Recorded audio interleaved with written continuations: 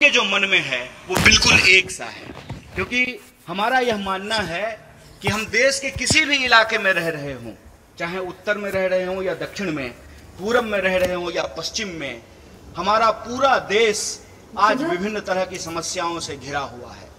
अगर इन समस्याओं से हम निजात पाना चाहते हैं तो हमारे और आपके बीच में संवाद होना बहुत जरूरी है। और उसी संवाद के सिलसिले में मैं दो चार बातें आपसे करना चाहता हूं। मैं मार्गदर्शन करने के लिए आपका नहीं आया हूं, आपसे मार्गदर्शन प्राप्त करने के लिए आया हूं। आप सब लोग रोज न्यूज देखते होंगे, आपके व्हाट्सएप पे रोज कोई ना कोई मैसेज आता होगा। यहां नौजवान सब बैठा हुआ है, क्या व्हाट्सएप पे कभी मैसेज आया है कि नेहरू जी मुसलमान हैं? आया है कि नहीं आया है? आया है ना। यहां जितने लोग बैठे हुए हैं, कोई ऐसा व्यक्ति नहीं है जिसको कांग्रेस पार्टी के बारे में, नेहरू जी के बारे में, गांधी जी के बारे में, हमारे नेता राहुल गांधी के बारे में मिस इन्फॉर्मेशन नहीं आया हो। कोई ऐसा व्यक्ति नहीं है। तो मैं यहां इतिहास की एक घटना आपके सामने रखना चाहता हूं। जब लोदियों का शासन था दिल्ली में, तो बाबर तोप लेकर के आया था। तकनीक नई थी और उस नई तकनीक के बदौलत बाबर ने लोदियों को हरा दिया और मुगल राज की स्थापना हो गई। मुगल का राज चलने लगा और बाद में जितने भी मुगल शासक हुए वो यहीं पर रहे, यहीं पे उन्होंने शादियां की और उनके बाल बच्चे जो हैं वो राज करने लगे। फिर अंग्रेज बंदूक लेकर के आए, मुगलों के राज को समाप्त किया और अंग्रेजों की राज जो है वो स्थापित हो गई। 200 साल तक अंग्रेजों का राज रहा हमारे ऊपर।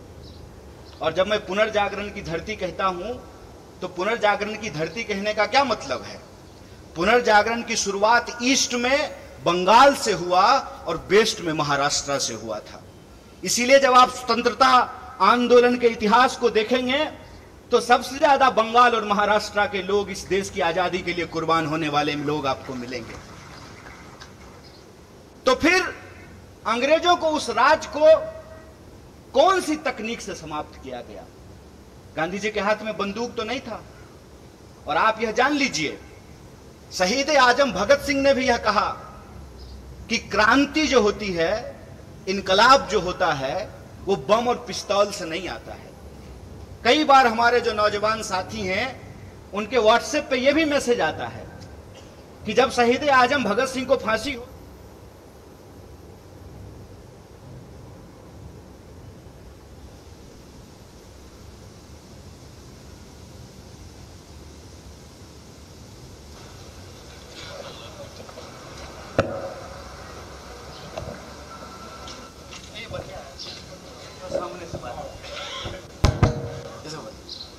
ये अच्छा हो गया।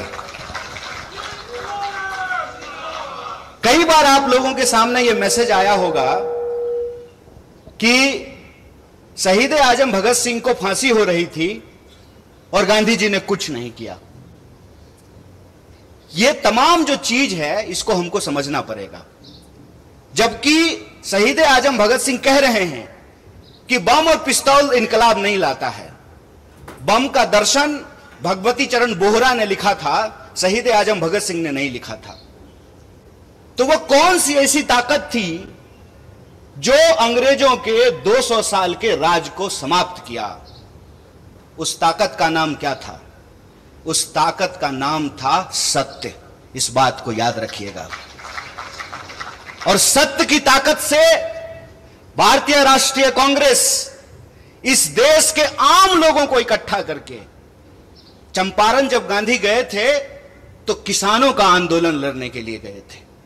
महिलाओं को जब इकट्ठा किया पिकेटिंग आंदोलन के लिए, शराबबंदी के लिए, तो महिलाएं आंदोलन कर रही थी, आदिवासी आंदोलन कर रहे थे, दलित आंदोलन कर रहे थे, शेतकरी आंदोलन कर रहे थे, कामगारों का आंदोलन हो रहा था। और तमाम आंदोलनों को इकट्ठा करके महात्मा गांधी ने, जो अंग्रेजों के हाथ में बंदूक थी, बड़े बड़े जंगी जहाज थे, सत्य की ताकत से उसको परास्त कर दिया और 15 अगस्त 1947 को इस देश को आजादी मिल गई। आज यह बात मैं आपके सामने क्यों कह रहा हूं?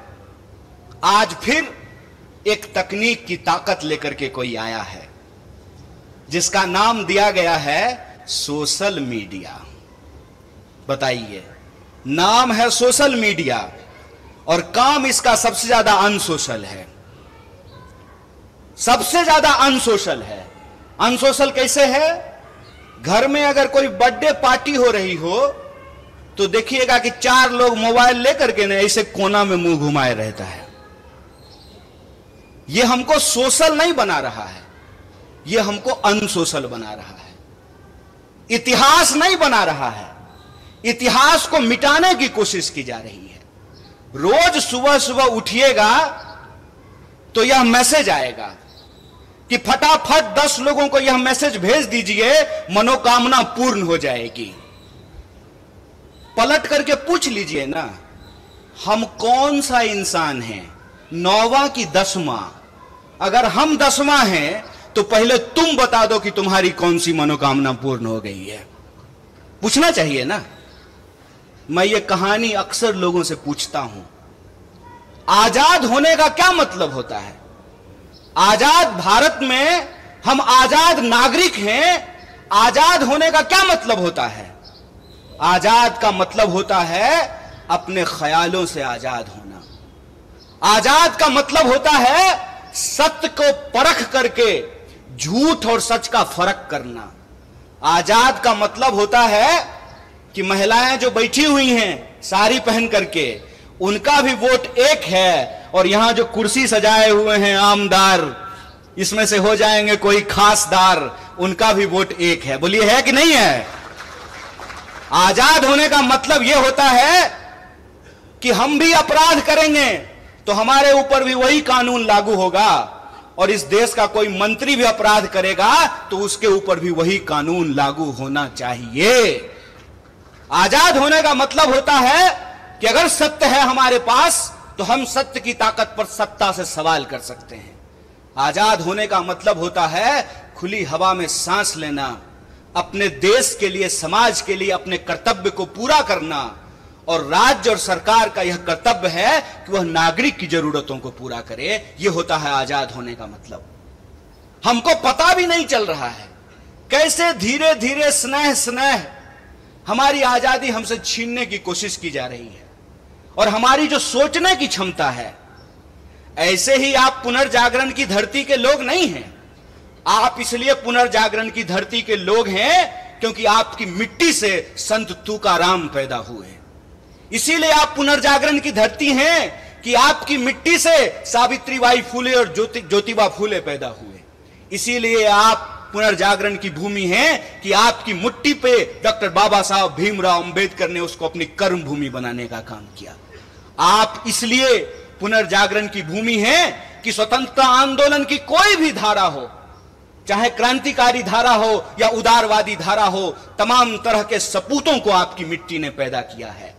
आप इसलिए पुनर्जागरण की धरती हैं क्योंकि आपके यहां क्रांतिकारी कवि अन्ना भाऊ साठे पैदा हुए हैं। यह जो इतिहास है आपका, छत्रपति शिवाजी महाराज से लेकर के साहू जी महाराज तक, यह इतिहास आपका स्वर्णिम इतिहास है। लेकिन आज आप देखिए कि इस मिट्टी के जो लोग हैं उनको कैसे मूर्ख बनाया जा रहा है। एक सवाल हम यहां खड़ा होकर के पूछें, हमारे एनसीपी के जिला अध्यक्ष हैं यहां पे, हम आपको ये नहीं बोलेंगे कि आप पवार वाले एनसीपी हैं। हम आपको यही कहेंगे कि आप सच्चा एनसीपी हैं, वो खरीदा हुआ एनसीपी है। आप सच्चा एनसीपी हैं और वो भाजपा का जो इलेक्शन डिपार्टमेंट है ना, इलेक्शन डिपार्टमेंट ईडी, पूरी सरकार ही चल रही है ईडी और सीडी पे। या तो ईडी भेजते हैं या सीडी भेजते हैं। तो जिसका ईडी और सीडी नहीं है वो सच्चा है, जिसका ईडी और सीडी है वो झूठा है, वो झूठ के साथ जाकर के खड़ा है। और मैं ये सवाल आपसे पूछता हूं, इसका जवाब आपको अपने आप मिल जाएगा, क्योंकि मैं महसूस करता हूं और मैं ऋणी हूं। मैं ऋणी हूं महात्मा गांधी का, मैं ऋणी हूं पंडित जवाहरलाल नेहरू का, मैं ऋणी हूं डॉक्टर बाबा साहब भीमराव अंबेडकर का, मैं ऋणी हूं सरदार वल्लभ भाई पटेल का, सुभाष चंद्र बोस का, सरोजिनी नायडू का।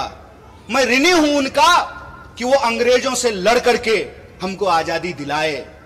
मैं ऋणी हूं लाल बहादुर शास्त्री का, मैं ऋणी हूं इंदिरा गांधी का, राजीव गांधी का, कि जो आजादी हमारे पुरखों ने हमको दिलाई, जो आजादी हमको हमारे संविधान ने दिया, उस आजादी को ये लोग बचा करके रखे।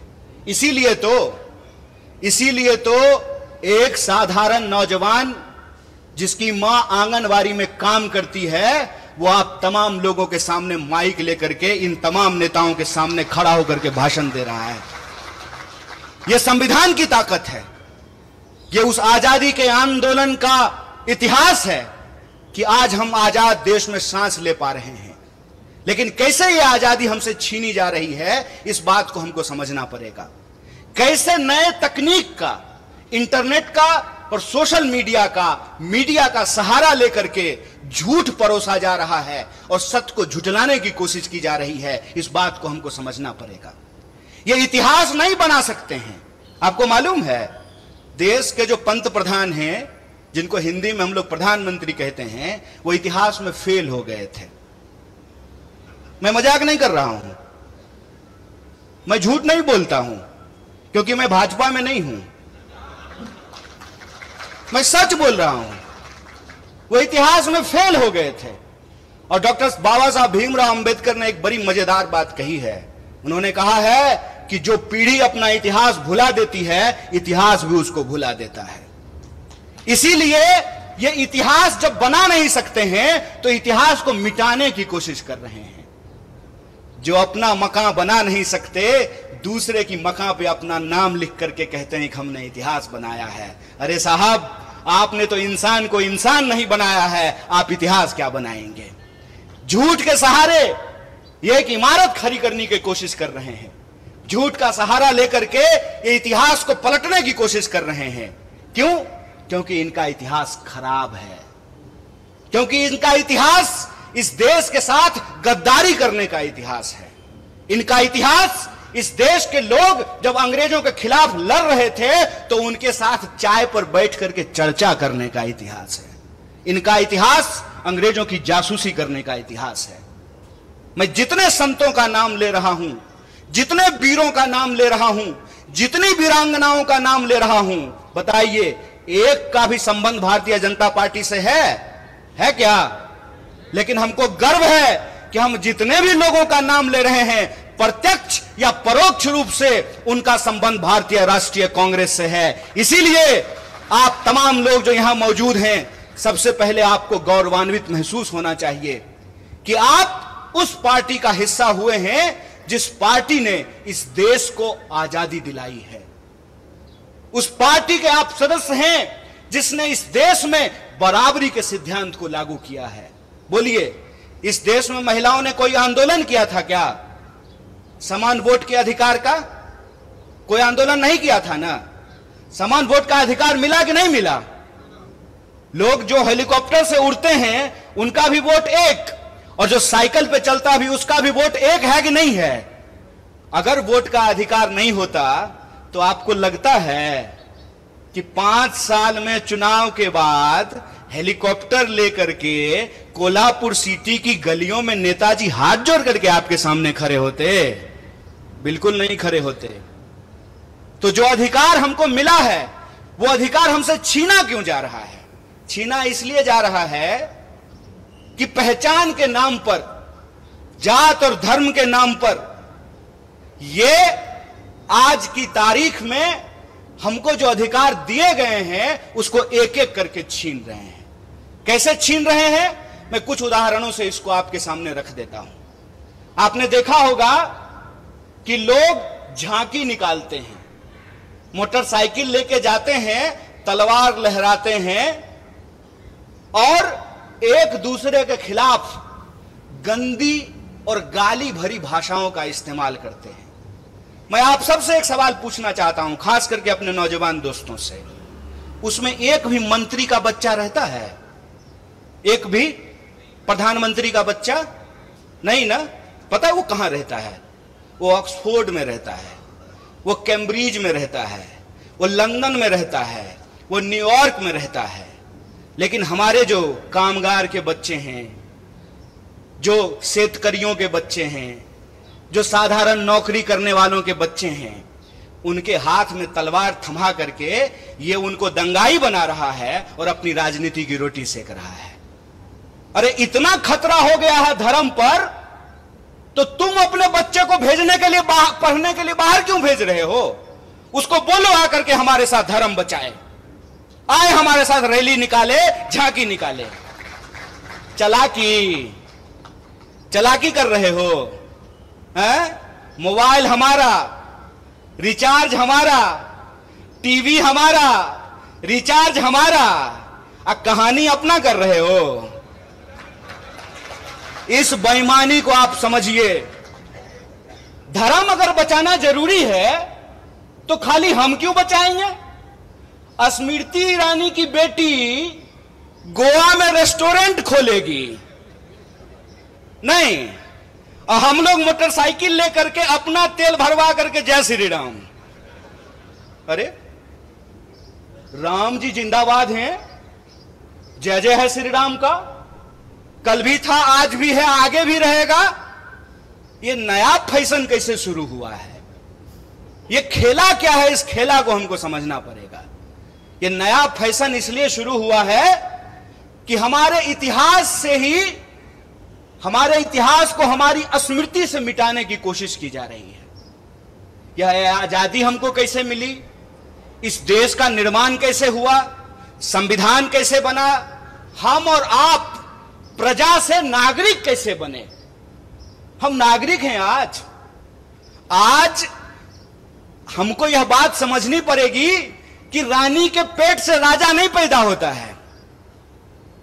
यह है नागरिकता, यह है जमहूरियत, यह है लोकतंत्र, कि रानी के पेट से राजा नहीं पैदा होगा। राहुल गांधी जी को भी अमेठी में जाकर के चुनाव लड़ना पड़ेगा। बोलिए, लड़ना पड़ेगा ना? ये लोकतंत्र है। एक बात बताइए, इंदिरा जी चुनाव नहीं लड़ी थी? लड़ी थी ना। राजीव जी चुनाव नहीं लड़े थे? लड़े थे ना। राहुल जी चुनाव लड़ रहे हैं ना। राहुल जी चुनाव जीत करके पार्लियामेंट में है ना। और प्रियंका जी चुनाव नहीं लड़ी हैं तो पार्लियामेंट में है क्या? तो यह परिवारवाद की नई कहानी हमको सुना रही है। तो आप सब अपने मन में विचार कीजिए। आजाद होने का मतलब है आजाद ख्याल से प्रश्न करना। मैं मंच पे खड़ा हूं तो मैं जो भी बोलूंगा उसको आप यूं ही सच मत मान लीजिए। आप अपने मन में विचार कीजिए कि अगर भाजपा कहती है कि राहुल गांधी जी का सांसद बनना परिवारवाद है, तो अमित शाह का जो बेटा है, देखें उसका मुंह देखें अजय शाह का है? उसका बीसीसीआई का सेक्रेटरी बनना परिवारवाद है कि नहीं है? और ज्योतिरादित्य सिंधिया जब यूपीए में मंत्री थे, उनके पिताजी भी मंत्री थे, माधवराव सिंधिया। तो जब तक वो कांग्रेस में थे तब तक परिवारवाद था। और जो ही मोदी जी के बगल में जाकर के बैठ गए हैं तो ताली बजा रहे हैं। आहा, उनकी सूरत देख रहे हैं। इतना मूर्ख हैं हम लोग, इतना मूर्ख बनाएंगे ये हमको कि हमारी पार्टी में परिवारवाद है। जो ही आप आरएसएस में शामिल हो जाइएगा तो वो संघ परिवारवाद हो जाता है। अगर परिवारवाद गलत है चचा, तो संघ परिवारवाद भी गलत है। ऐसा नहीं होगा कि हमारे लिए परिवारवाद गलत है और आपके लिए परिवारवाद सही हो जाएगा। मैं ये एग्जाम्पल हमेशा लोगों को देता हूं कि सोनिया जी का कांग्रेस में होना और राजीव जी का कांग्रेस में होना परिवारवाद है, तो मेनका गांधी जी का और वरुण गांधी जी का भाजपा में होना परिवारवाद कैसे नहीं है? बताइए, बोलिए। बेवकूफ बना रहे हो। तुम्हारा खेल हम समझते हैं, और इसका खेल जानते हैं हम क्यों समझते हैं? क्योंकि हमारे जैसे लोग राजनीति को कभी अपना कैरियर नहीं समझते हैं। हमने, और ये मैं पब्लिकली बोल रहा हूं आपके सामने, ये जो आप तमाम लोग यहां बैठे हुए हैं ना, हमने आपका नमक खाया है। आप जो टैक्स देते हैं उस टैक्स के पैसे से हमने दिन रात पढ़ाई करके पीएचडी की है। हमारा बाप अमित शाह थोड़ी था कि हम बीसीसीआई के सेक्रेटरी बन जाएंगे, हैं? तो जब हमने आपका नमक खाया है तो हम जानते हैं इस देश की हकीकत क्या है। इस देश की हकीकत यह है कि महात्मा गांधी विदेश में पढ़ाई किए, बैरिस्ट्री की पढ़ाई किए थे। बैरिस्ट्री की पढ़ाई करके वो भारत आए और मोहनदास करमचंद गए बिहार, और बिहार में किसान के आंदोलन में शामिल हुए चंपारण में, और बिहार के किसानों ने करमचंद को महात्मा गांधी बना करके भेज दिया। और वो गांधी सूट खोल दिए देश के लिए। वो भी गुजरात से थे। एक गुजरात के गांधी सूट खोल दिए देश के लिए, एक गुजरात के मोदी 10 लाख का सूट पहन लिए दोस्त के लिए। यही हकीकत है ना। और कहते हैं कि एक गरीब प्रधानमंत्री बन गया है तो आपको अच्छा नहीं लग रहा है। नहीं नहीं, बहुत अच्छा लग रहा है। बस हम ये चाहते हैं कि जैसे आप गरीब हैं ना, वैसा ही गरीब इस देश का हर कोई बन जाए। हर कोई वैसा ही गरीब बन जाए कि चढ़ने के लिए उसके पास 8,500 करोड़ का हवाई जहाज हो, 15 करोड़ का कार हो, 10 लाख का सूट हो, 5 लाख का चश्मा हो, 2.5 लाख का कलम हो। हम चाहते हैं कि ऐसी गरीबी पूरे देश को मिल जाए। चोरी, इसको चोरी कहते हैं, इसको बेईमानी भी कहते हैं, इसको कहते हैं आंख में झूठ झोंकना। और ये हमारे आंख में झूठ झोंक रहे हैं। हमको यह बात समझनी पड़ेगी कि आज हमारे मुल्क में हमारी सबसे बड़ी समस्या क्या है, हम किन समस्याओं से जूझ रहे हैं और किस तरीके से हमारा ध्यान भटकाया जाता है। आजकल तो तांगा नहीं चलता है, अब तो तांगा चलना बंद हो गया है। लेकिन पुराना हिंदी सिनेमा देखिएगा ना तो उसमें अभी भी तांगा है। शोले फिल्म जाके देख लीजिएगा, बसंती का एक तांगा है, धन्नो। तो धन्नो के आंख पे एक चश्मा होता है ताकि धन्नो इधर उधर ना देखे, धन्नो सीधा चले, चाबुक खाए और दौड़े। ये हमारे साथ वही व्यवहार कर रहे हैं। हमसे टैक्स लेते हैं, टैक्स के पैसे से अपने दोस्त का कर्जा माफ करते हैं। हम खून पसीने की कमाई राष्ट्रीय बैंकों में जमा करते हैं। किसान अगर ट्रैक्टर का लोन ना चुकता करे तो किसान के ऊपर ट्रैक्टर चढ़ा देते हैं। लेकिन 12 लाख करोड़, कितना था बंटी भाई, 12 लाख करोड़ अपने दोस्तों का कर्जा माफ कर देते हैं। कहते हैं कि इस देश में शिक्षा देने के लिए पैसा नहीं है, लगातार एजुकेशन के बजट को कम किया जाता है। लेकिन आपको मालूम है नेताजी साहब रहने के लिए, और अभी बंटी भाई और पीएन पाटिल भाई आपस में बात कर रहे थे कि जो बढ़िया हिंदी बोलेगा वो दिल्ली जाएगा। जो भी जाए, जिसको भी आप भेजिए, लेकिन जब आप दिल्ली जाइएगा ना तो 20,000 करोड़ का महल बना है आप लोगों के लिए। कितना? 20,000 करोड़। हाय रे चोरी, अस्पताल बनाने के लिए पैसा नहीं है। रोड अगर बनाता है तो रोड बनने से पहले ही गडकरी जी टैक्स लेना शुरू कर देते हैं। टोल टैक्स लेते हैं कि नहीं लेते हैं? रोड हमने, अच्छा इसको एक खेल समझ लीजिए। कार जब आप खरीदिएगा, हमारे पत्रकार लोग यहां बैठे हुए हैं, आपको तो कम से कम कार होगा ही, हैं? देश की इकोनॉमी 3 ट्रिलियन है, महाराष्ट्र की इकोनॉमी 1 ट्रिलियन है, तो कम से कम महाराष्ट्र के पत्रकारों तो कार जरूर होगा। तो कार जब आप खरीदते हैं तो रोड टैक्स लेता है कि नहीं लेता है? तो एक बार जब कार खरीदेंगे तब रोड टैक्स लेगा, और फिर जितनी बार कार लेकर के रोड पे जाएंगे तो टोल टैक्स लेगा। बोलिए सही है कि गलत है? बोलिए, डरिए मत। कैमरा उधर घुमा दीजिए, बोलिए सही है कि गलत है? गलत है ना। ये कैसा विकास है कि हमारा जो है ना शरीर से सिरिंज लगा करके खून खींचते रहता है रोज। हर तरह का टैक्स हमारे ऊपर लागू है। नौजवान दोस्त यहां बैठे हुए, आपकी जानकारी के लिए बता दूं, जो यूथ हॉस्टल है, वर्किंग विमेन हॉस्टल है, उस पर भी 12% का जीएसटी लगा दिया गया है। एक शिक्षा पे टैक्स, सड़क पे टैक्स, अस्पताल पे टैक्स, दवाइयों पे टैक्स, हमसे हर चीज पे टैक्स ले रहे हैं। और बदले में क्या कहते हैं? आत्मनिर्भर बनिए। वाह, कितना सुंदर शब्द है, आत्मनिर्भर बनिए। तो एक बात हमको बता दीजिए, सोच के बता दीजिए। जरूरी नहीं है कि हमारी बात मान लीजिए, लेकिन सोचिए जरूर।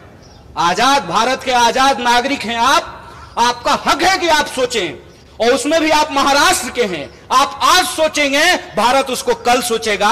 इसीलिए आपको जरूर सोचना चाहिए कि अगर सरकारी रोड नहीं होना चाहिए, सरकारी अस्पताल नहीं होना चाहिए, सरकारी स्कूल नहीं होना चाहिए, सब आत्मनिर्भर होना चाहिए, तो सरकारी प्रधानमंत्री भी नहीं होना चाहिए। बोलिए क्या आमदार साहब, बोलिए कि आपको पेंशन मिलेगा? ये जो यहां कांस्टेबल खड़ा है, क्या जी पेंशन मिलता है? तो बोलिए ना इनको नहीं मिलता है। बोलिए, इसको देखिए और इसको समझिए। और मैं आप लोगों से एक बात कहना चाहता हूं, गुजरात से आया मेरा दोस्त, दोस्त को सलाम करो। आजकल अजीत दादा सलाम ठोक रहे हैं। नहीं, प्रधानमंत्री ने अपने भाषण में कहा कि 70,000 करोड़ का घोटाला किया है अजीत दादा ने, ऐसा प्रधानमंत्री ने कहा। इलेक्शन डिपार्टमेंट सक्रिय हो गया, ईडी। अब कोई घोटाला नहीं हुआ है, भाजपा के वॉशिंग मशीन में सब साफ हो गया है। अब दाग अच्छे हैं, क्योंकि दाग भाजपाई हैं। इस खेल को आप समझिए कि कुछ भी सरकारी नहीं होगा तो सरकारी संसद किस लिए होगा 20,000 करोड़ का? सरकारी प्रधानमंत्री किस लिए होगा? इस देश के नागरिकों को यह समझना पड़ेगा कि इस देश में कितनी बड़ी लूट चल रही है। अंबानी का एक दिन का जो इनकम है, एक दिन का बोल रहे हैं, एक दिन का, उसमें एक दिन के इनकम में 75 लाख, कितना? 75 लाख मनरेगा के मजदूरों को वेतन दिया जा सकता है। यह खेल हम नहीं समझेंगे। देश की आजादी को 75 साल हो गए हैं, 77वां स्वतंत्रता दिवस मनाया जा रहा है।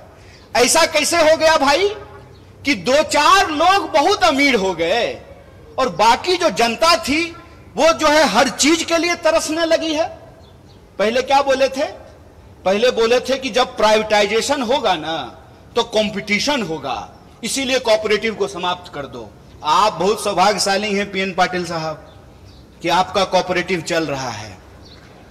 क्यों? क्योंकि जया शाह का पप्पा कोऑपरेटिव मंत्री बना है। वो जिस चीज के मंत्री बनते हैं ना, उसका बस जय श्री राम होता है। वो आजकल गृह मंत्री हैं। गृह मंत्री का काम है देश की कानून व्यवस्था को सुरक्षित रखना। मणिपुर में कानून व्यवस्था सुरक्षित था, आप लोगों ने देखा कि नहीं देखा? पुलिस थानों पे हमले हुए, हथियार लूट लिए गए, गोली लूट लिया गया, महिलाओं को निर्वस्त्र करके घुमाया गया। क्यों? क्योंकि गृह मंत्री जी अपनी ड्यूटी पे लगे हुए थे। प्रधानमंत्री 22-22 घंटा काम करते हैं, तब जाकर के देश की यह हालत पहुंची है कि इस देश में 5.5 लाख इंजीनियर हर साल पैदा होते हैं और 1.5 लाख लोगों को भी नौकरी नहीं मिलती है। इसीलिए मैं जो बोलता हूं तथ्य और प्रमाण के साथ बोलता हूं। मैं आपके सामने बोल रहा हूं। प्रधानमंत्री जी ने कहा कि 2022 तक सबको पक्का मकान मिल जाएगा। मिल गया कि नहीं मिल गया? नहीं मिला तो मतलब प्रधानमंत्री झूठ बोल रहे हैं क्या? या तो आप लोग झूठ बोल रहे हैं या प्रधानमंत्री झूठ बोल रहे हैं? कौन झूठ बोल रहा है? प्रधानमंत्री झूठ बोल रहा है। तो हम बोल सकते हैं ना कि भारत का प्रधानमंत्री झूठा है। बोलिए, नंगा को नंगा कहेंगे कि नहीं कहेंगे? झूठा को झूठा कहेंगे कि नहीं कहेंगे? और हम कहेंगे जो झूठ बोलेगा उसको झूठा। और तुम्हारे इलेक्शन डिपार्टमेंट में कितना दम है वो हम देखे हैं। जब आ रहे थे ना कोल्हापुर सिटी से मसाल के पीछे पीछे, तो कोल्हापुर का जेल देखते हुए आए हैं। जगह है कितनी जेल में तेरे, देख लिया है, देखेंगे, देखे हुए हैं। बोलेंगे झूठ, झूठा हो तुमने झूठ बोला है इस देश की जनता से। तुमने झूठ बोला कि हम इस देश के एक एक इंसान के खाते में 15 लाख रुपया पहुंचाएंगे। तुमने झूठ बोला कि हर साल 2 करोड़ नौकरी पैदा की जाएगी। तुमने झूठ बोला कि किसानों की आमदनी दोगुनी की जाएगी।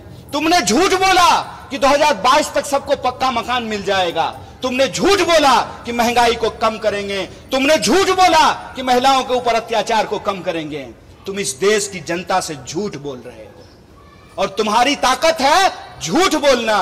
तो याद रखना कि तुम अगर झूठ के रास्ते पर चल सकते हो, फिर से इस देश को गुलाम बनाने की साजिश रच सकते हो। जिन अंग्रेजों की चापलूसी करते थे, आज उन्हीं दोस्तों के साथ खड़ा होकर के अगर उस देश में तुम कंपनी राज लाना चाहते हो, तो तुमको बता देना चाहते हैं कि हम भी महात्मा गांधी के राह पे चलने वाले लोग हैं। तुम्हारे झूठ का मुकाबला सच से करेंगे और तुम्हारे झूठ को हराएंगे।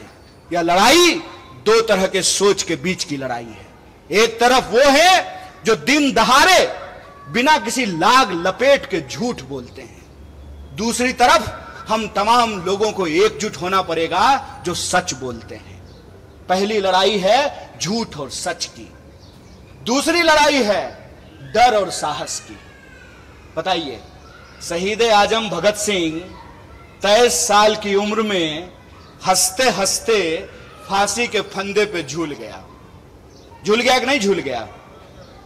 बटुकेश्वर दत्त, सुखदेव, राजगुरु, चंद्रशेखर आजाद झूल गए कि नहीं झूल गए? और आप जान लीजिए, जितने क्रांतिकारी थे उनका केस अगर कोई लड़ता था तो उस वकील का नाम पंडित जवाहरलाल नेहरू था। इस बात को याद रखिएगा। ये झूठ बोलते हैं, ये झूठ बोलते हैं, हमारे इतिहास को तोड़ने और मरोड़ने की कोशिश करते हैं।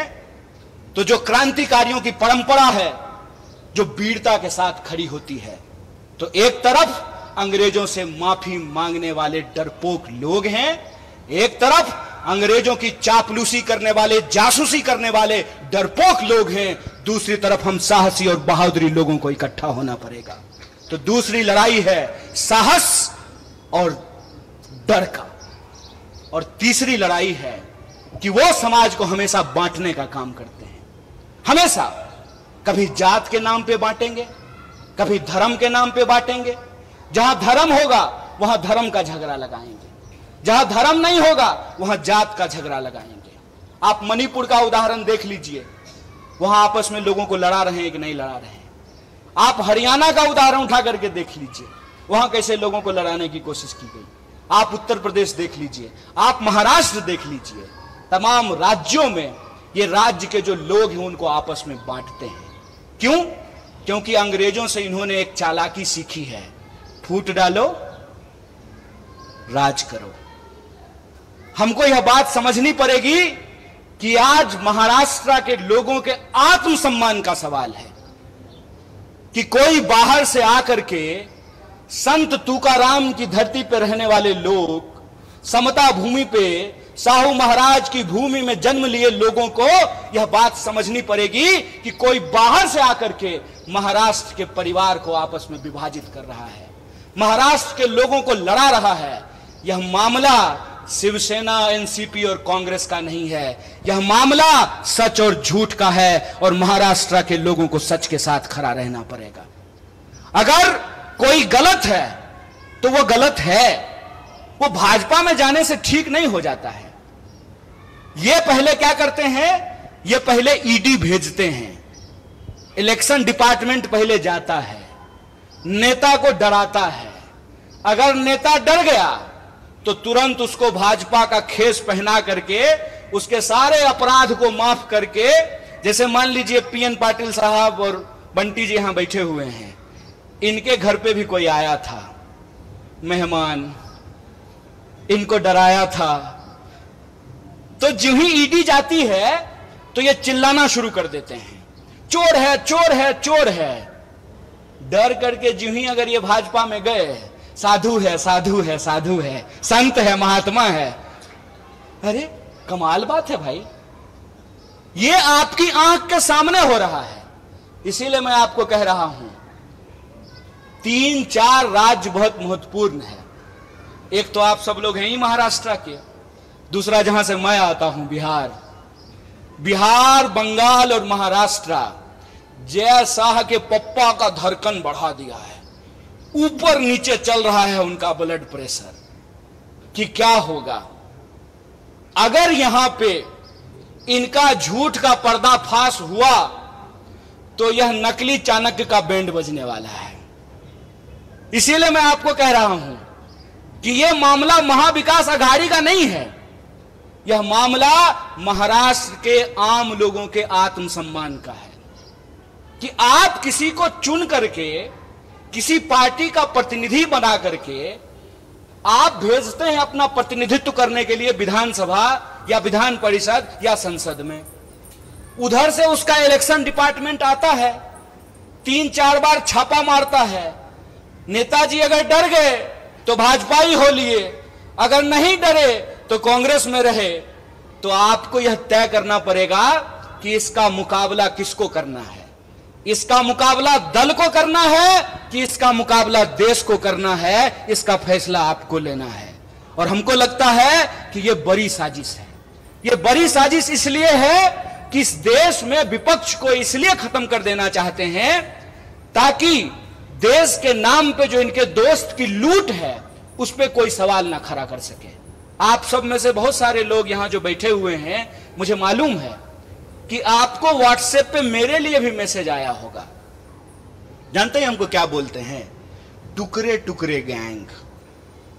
जब ये बोलते हैं तो खुद ये नहीं सोचते हैं कि ये अपने ही गृह मंत्री को निकम्मा बोल रहे हैं। बोलिए किसकी सरकार है देश में? भाजपा की। महाराष्ट्र में किसकी सरकार है? भाजपा की। क्या जी पुलिस वाले भैया, सब ठीक है ना? है हिम्मत, है हिम्मत, करोगे कुछ? हमारा कुछ नहीं कर सकते हो क्योंकि हम तुम्हारे इलेक्शन डिपार्टमेंट से नहीं डरते हैं।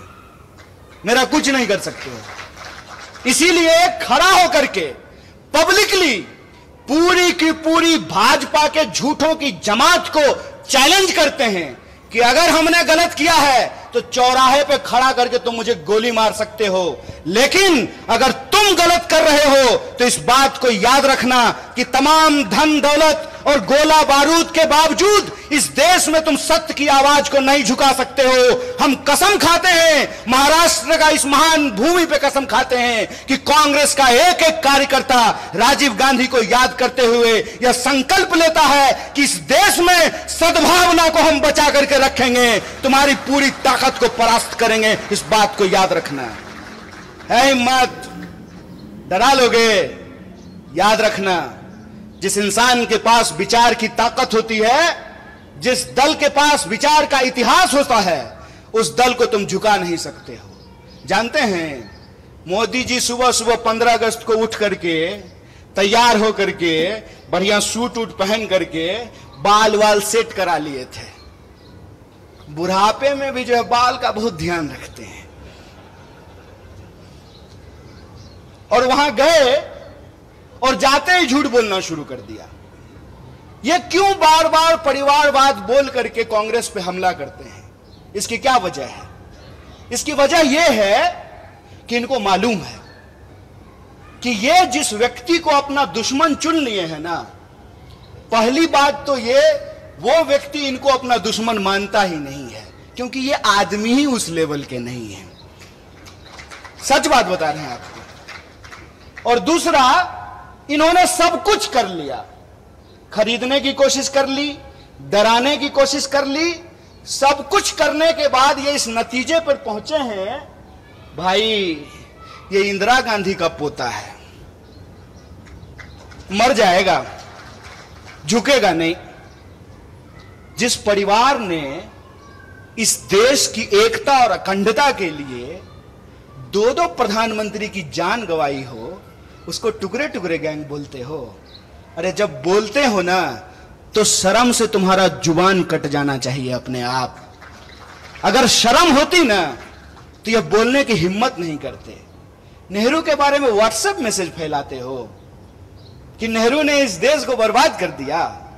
अगर नेहरू नहीं होते ना, एक इंसान को एक इंसान के वोट का अधिकार नहीं मिला होता ना, तो आपको लगता है मोदी जिस गर्व से कहते हैं कि मेरी मां बर्तन मांजती थी, तो बर्तन मांजने वाली का बेटा देश का प्रधानमंत्री बन पाता? संभव था ये? अगर कांग्रेस 70 साल तक इस देश की जमहूरियत को बचा करके नहीं रखती, तो जयशाह का बाप तरीपार होने के बाद देश का गृह मंत्री बन पाता? खेला कर रहे हो। यह सच्चाई आज न कल इंसान के सामने आएगी, क्योंकि सच और झूठ में एक फर्क होता है। झूठ को चाहे आप कितनी बार भी बोल लीजिए, लेकिन वो सच को नहीं दबा सकता है। और सच की ताकत यह होती है कि आप उसको जितना दबाने की कोशिश कीजिएगा, अपने आप उठ करके वो सामने खड़ा हो जाता है। और आप देखिए कि जब राहुल जी कन्याकुमारी से भारत जोड़ो का संकल्प लेकर के चलना शुरू किए, तो भाजपा के नेताओं की धड़कन बढ़ने लगी और कहना शुरू करते हैं कि अरे भाई मान गए, ये आदमी तो पप्पू नहीं है। खुद ही बोलना शुरू कर दिए। क्यों? क्योंकि इन्होंने हजारों करोड़ खर्च किया उस इंसान को बदनाम करने के लिए।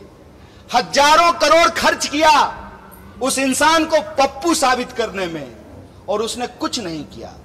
उसका जो नाम है ना, राहुल और गांधी, राहुल को उन्होंने भुला दिया और गांधी को अपना करके चलना शुरू कर दिया है। और इस कदम वो बढ़ाते गए, कारवां बढ़ता गया, लोग जुड़ते गए। और आप तमाम जो कोल्हापुर के लोग हैं, आप जानते हैं कि 700 किलोमीटर यहां से चल करके हिंगोली में आप लोग भारत जोड़ो यात्रा का साक्षात जो है दर्शन किए हैं, उसमें शामिल हुए हैं। सच की एक ताकत होती है कि सच को आप नहीं छुपा सकते हैं। और सच यह है कि कांग्रेस पार्टी का मतलब, भारतीय राष्ट्रीय कांग्रेस का मतलब है सत्य। भारतीय राष्ट्रीय कांग्रेस का मतलब है साहस। भारतीय राष्ट्रीय कांग्रेस का मतलब है एकता। यह जो तीन चीज है, सत्य, साहस और एकता, यह हमारी पहचान है। झूठ, नफरत और विभाजन, यह उनकी पहचान है। इस बात को हमको समझना पड़ेगा। यह लड़ाई इस मुल्क में दो सोच की लड़ाई है। आपको तय करना है कि आप सच के साथ खड़े हैं कि झूठ के साथ खड़े हैं। बताइए, समता भूमि के तमाम नागरिकों से मैं यह सवाल पूछना चाहता हूं कि आप सत्य के साथ खड़े हैं? सत्य की आवाज थोड़ी और बुलंद होती है। सत्य के साथ खड़े हैं ना? अगर आप सत्य के साथ खड़े हैं तो यह जो नकली चाणक्य है ना, नकली चाणक्य को पहचानते हैं कि नहीं? अरे वही फादर ऑफ जयशाह, वो अपने आप को जो है चाणक्य कहते हैं। वो चाणक्य जो है ना, सूटकेस लेकर के घूमते रह जाएंगे। मुझे पूरा भरोसा है कि महाराष्ट्र के लोग इनके झूठ को धूल चटाएंगे, इनको जरूर हराएंगे। इस बात का हमको भरोसा है। और इस बार ये देखना ही नहीं है, इस बार यह नहीं देखना है कि किसका फेटा कैसा है, किसका कुर्ता कैसा है, किसका जो है सिंबल कैसा है। सिर्फ एक बात देखना है कि जो झूठ बोल रहा है, जो आपको डरा रहा है और जो नफरत फैला रहा है, वो भाजपाई है। जो सच बोल रहा है, जो लोगों की एकता की बात कर रहा है, क्योंकि एकता की बात गांधी करते थे। गांधी क्या कहते थे? गांधी कहते थे, रघुपति राघव राजा राम, पतित पावन सीताराम, ईश्वर अल्लाह तेरो नाम, सबको सन्मति दे भगवान। और यह जो सबको सन्मति का जो भाव है, वो सबको सन्मति का भाव सिर्फ गांधी का भाव नहीं है। वही भाव साहू जी महाराज का भाव है, वही भाव संत तुकाराम का भाव है, वही भाव डॉक्टर बाबा साहब भीमराव अंबेडकर का भाव है, वही भाव फूले का भाव है, वही भाव इस देश में नानक का भाव है, कबीर का भाव है। इस देश के भीतर जो त्याग और तपस्या का भाव है, वह भाव है सबको साथ लेकर चलने का भाव। और सबको साथ लेकर चलने की जो भावना है, कोल्हापुर के एक एक नागरिकों को इसके बारे में मालूम है, क्योंकि साहू जी महाराज ने किसी एक जाति के लिए नहीं बल्कि सभी जातियों के लिए छात्रावास का निर्माण कराया था। तो यह जो सबको साथ लेकर चलने का भाव है, यह जो एकता का भाव है, इस भाव को हमको बचाना है। जो प्रेम का भाव है उसको हमको बचाना है। जो सत्य के प्रति हमारी निष्ठा है उसको हमको बचाना है। और यह हमको इसलिए बचाना है कि जो पुरखों ने मिट्टी हमारे हाथ में सौंपी है, जो पुरखों ने संविधान हमारे हाथ में सौंपा है, जो पुरखों ने जमहूरियत और लोकतंत्र हमारे हाथ में सौंपा है, इसको हमको अपनी आने वाली पीढ़ी के लिए सुरक्षित रखना है, ताकि जब हम इस जमहूरियत को बचाएं तो कल को उस जमहूरियत को का इतिहास पढ़ने वाले यह लोग समझ सकें, पढ़ सकें कि देश की आजादी तो 47 में मिल गई, लेकिन उस आजादी को बचाए रखने का आंदोलन भी कांग्रेस पार्टी, भारतीय राष्ट्रीय कांग्रेस के नेतृत्व में चलाया गया। इस आजादी को हमको बचाना है। और जनता के जो मूल सवाल हैं उनकी कोशिश रहेगी कि वो इधर उधर की बात करेंगे, उनकी कोशिश रहेगी कि इतिहास का झूठ आपके सामने ला करके परोसेंगे, उनकी कोशिश रहेगी कि आपको डराने का कोशिश करेंगे। डर का मैसेज आता है कि नहीं आता है?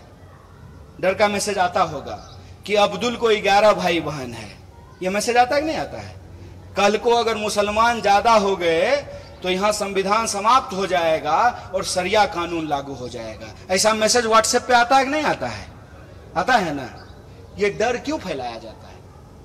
यह डर इसलिए फैलाया जाता है ताकि आप यह ना सोच सकें कि अंबानी की एक दिन की आमदनी में 75 लाख मनरेगा मजदूरों को वेतन दिया जा सकता है, ताकि आप यह ना सोच सकें कि अदानी के सेल कंपनी में 20,000 करोड़ किसके हैं, ताकि आप यह ना सोच सकें कि देश का 99% ठेका एक परिवार को दिया जा रहा है, ताकि आप यह ना सोच सकें कि परिवारवाद इधर गलत है और परिवारवाद उधर सही हो जाता है।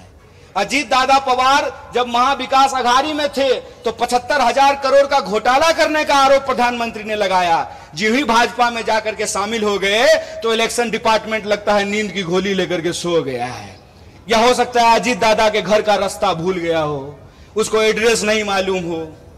ये जो खेल चल रहा है, इस खेल को हमको समझना पड़ेगा। वो हमको जाति और धर्म में उलझा करके हमारा वोट ले रहे हैं, और जब उनको गद्दी मिल रहे हैं तो अपने बच्चे को पढ़ने के लिए बिलात भेज रहे हैं और हमारे बच्चों को दंगाई बना रहे हैं। यह सवाल हमारे सामने गंभीर है और इस गंभीरता को हमको समझना पड़ेगा। और जो सद्भावना का संकल्प हमने राजीव जी को याद करते हुए खाई है, उस संकल्प को, उस कसम को हमको पूरा करना पड़ेगा। हम इंतजार नहीं करेंगे। अगर कोई इंसान किसी व्हाट्सएप ग्रुप में झूठ बोल रहा हो, उस झूठ का हमको मुकाबला करना पड़ेगा। किसी चाय की दुकान पे कोई नफरत फैला रहा हो, उस नफरत का हमको मुकाबला करना पड़ेगा। हमारे मोहल्ले में कोई अगर झगड़ा लगाने की कोशिश कर रही हो, उस झगड़े के खिलाफ हमको खड़ा होना पड़ेगा। किसी कमजोर के ऊपर कोई ताकतवर अगर अत्याचार कर रहा हो तो उस अत्याचार के ऊपर हमको खड़ा होना पड़ेगा। अगर हम ऐसा करते हैं तो मुझे लगता है यही महात्मा गांधी की राह पर चलना है, यही डॉक्टर बाबा साहब भीमराव अंबेडकर के राह पर चलना है। और अगर हम ऐसा करने में कामयाब होते हैं तभी हम राजीव गांधी को सच्ची श्रद्धांजलि दे पाएंगे, जब उनके द्वारा बनाए गए भारत का हम निर्माण कर सकें, उनके द्वारा जो